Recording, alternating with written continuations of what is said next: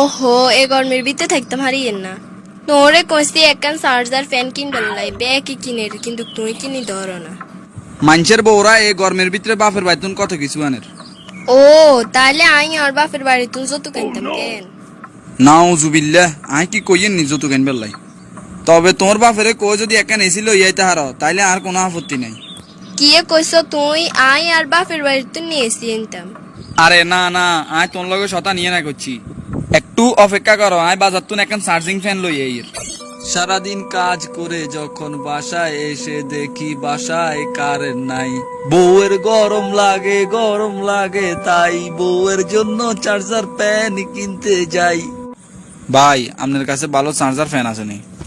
আসেনি মানি আপনার কোনটা লাগবো? এ ফ্যান জ্ঞান কন জ্ঞান কত করি? ইয়েন 6,900, এটা 8,200, ইয়েন 13,500।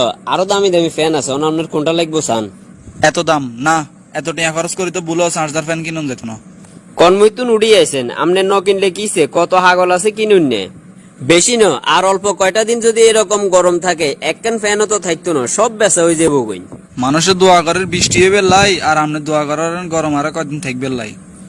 দুরু মিয়া কি এখন, গরম যদি কমি যায় তো আঙ্গো ফাঙ্কা এখন কিনবো কে? গরম আরো বাড়ক, আপনারাও পাবলিকের সিস্টেম নেবেন। 3,000 টাকার ফ্যান 6,000 টাকা কই। আল্লাহ যদি